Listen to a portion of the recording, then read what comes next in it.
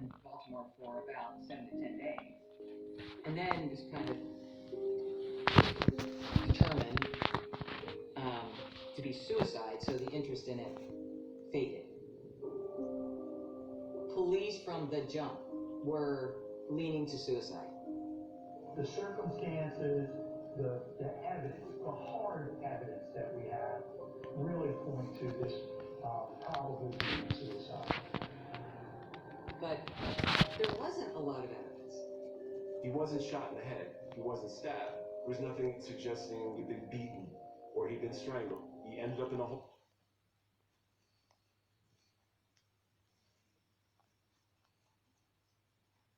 What was that?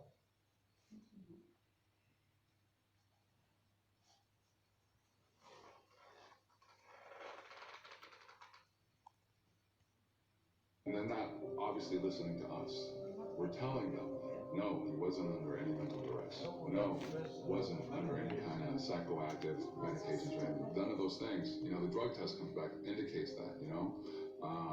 So there's no reason for that to be the first thing that you go to. They wanted to, like, big guy off the building, through the roof, you know, like, he jumped. And I'm a grieving widow, and I wouldn't want to meet my husband who commits suicide. He just got married. No indication of, you know, someone that was sour at life. Typically, people that commit suicide, there's plenty of markers along the way. There's none of that in my brother's life. He is not a guy that we jump off of. He is not especially where we were in our lives. He was so excited. He wanted a baby so bad. He wanted a family so bad. No one will accept suicide. We know that.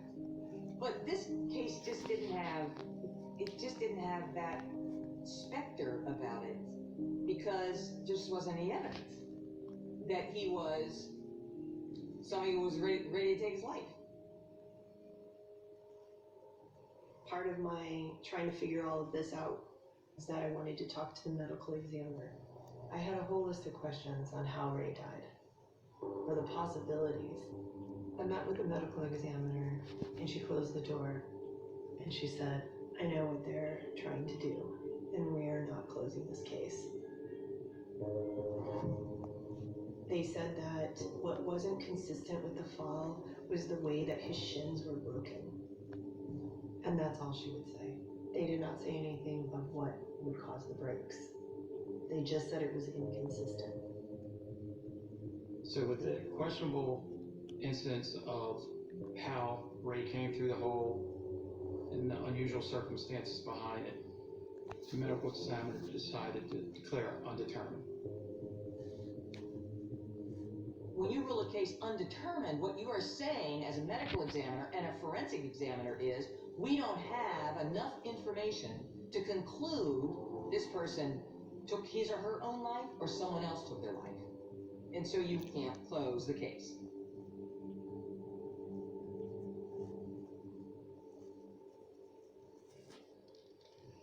When Ray was missing, I just went through the entire house trying to figure out any clues of where he might be. We were looking through the office, and that's when we found a note that was behind the computer. Often in a suicide, you have a note. Most people who contemplate suicide and commit suicide, they don't want to leave their family in the lurch. They want them to understand what happened. The note was probably about, this big, in all, so it was shrunk down really, really small. And I know that he wrote the note the day he disappeared, because there were scraps in the trash can. The note starts out, brothers and sisters. Brothers and sisters, right now, around the world, volcanoes are erupting. What an awesome sight. Whom virtue unites, death will not separate. It was a very unusual note. It had different names on it, some movie star names on it, family names on it. It was very unusual.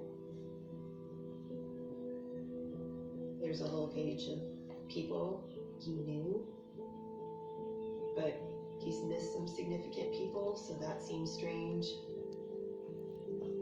There were movies, and the movies were the ones that really stuck to him. I know what all of these things were. Nothing was really a surprise. It was just why they were all compiled and in the format they were compiled. I stand before you a man who understands the purpose and value of our secrets. That's why I cherish them as secrets.